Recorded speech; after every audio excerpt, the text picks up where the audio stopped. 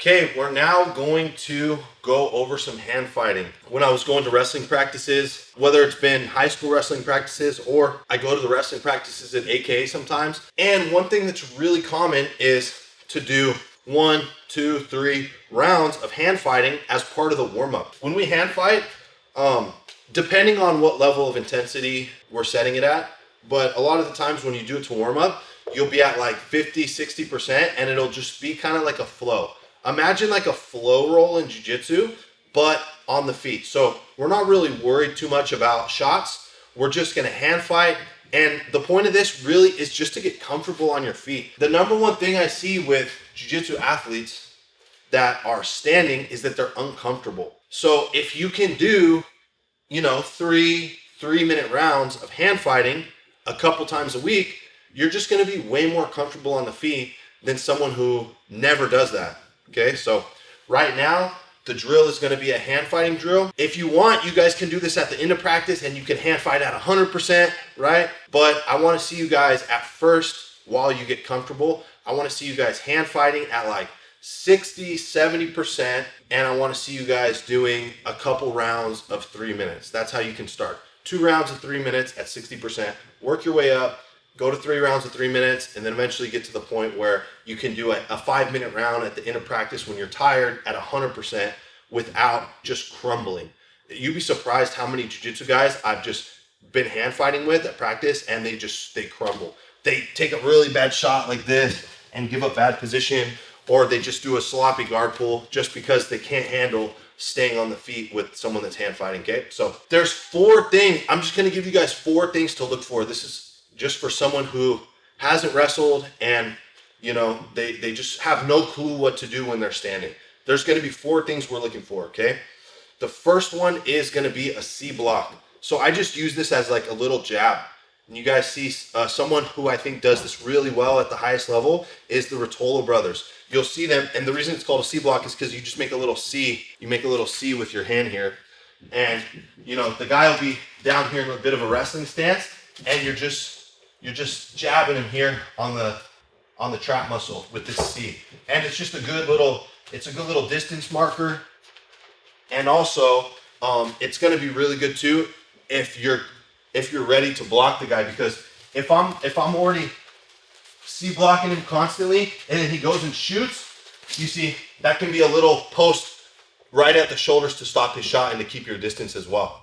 And not only that, but similar to the jab in boxing, it's going to keep the rhythm and it's going to tire him out because you're just constantly touching him, right? So anytime you're touching somebody, especially if they're uncomfortable, they're going to tense up and it's going to start to wear them down and tire them out, okay?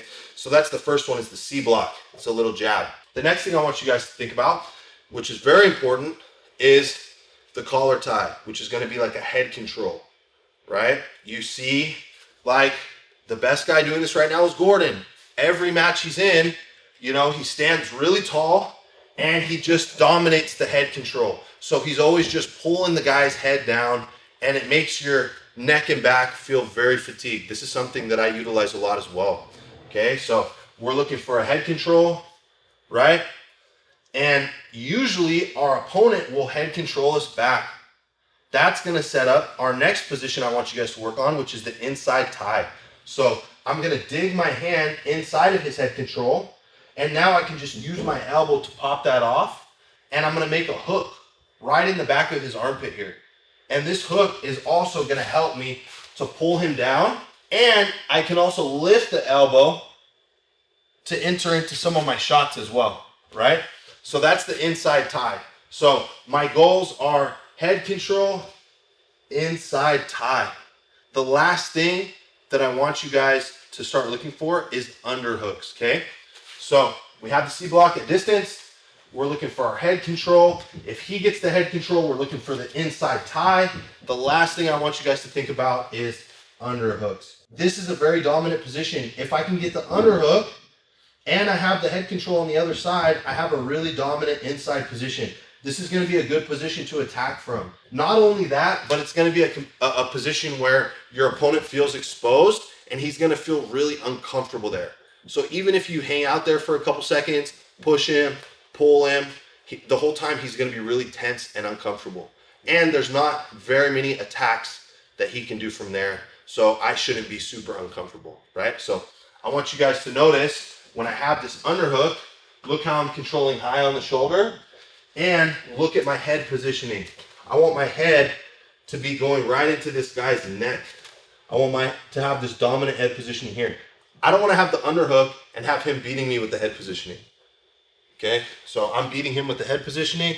I have the underhook and I have the collar tie. I would say that this is probably one of the most dominant hand fighting positions you can get in. So now that we have these 4 objectives that we're looking for, we're gonna start hand fighting with our partner.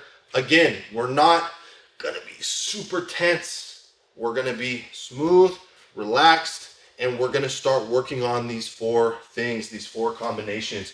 Make sure you guys are in a good stance, good wrestling stance, hinged over slightly, legs bent.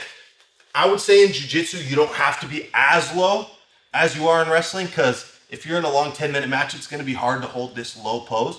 But I would say you probably don't wanna stand up super tall because you're just gonna get blast doubled right away, okay? So I want a good variation of the 2. I'm gonna have my legs bent, I'm gonna have a lead leg, I'm gonna be slightly hinged over, and I'm gonna be C-blocking in here. We're gonna be trying to collar tie each other, trying to underhook. Okay, cool, I got this good position. I can push into him a little bit. I can pull him a little bit. He's gonna push me away. He's gonna try to get rid of this underhook here. Yeah, exact. Oh, now he got the underhook. No problem, I could frame him. Now I got my inside tie. Now I'm pulling him down, faking shots, and so on and so forth, okay? So I want you guys to get into a rhythm. If there's other things you like to do while standing, go ahead. You know, you guys can obviously look for body locks. This is a good dominant position. You know, there's other things you guys can look for, but I'm just giving you those 4 base things because those are some basic movements that you can do. Those are some basic hand fighting movements. And those are 4 things that I look for, and those are 4 things that help me set up my shots, okay? So again, the point of this is get comfortable when you're on the feet. If you're in a 5-minute jiu-jitsu match and it's no-gi, and the match is standing for 1 minute of the time, if you're comfortable during that minute and you're able to wear the guy out a bit, that might set the pace for the rest of the match. So we always want to be the one that's dominant on the feet, and we always want to be able to make our opponent tired when we're on the feet.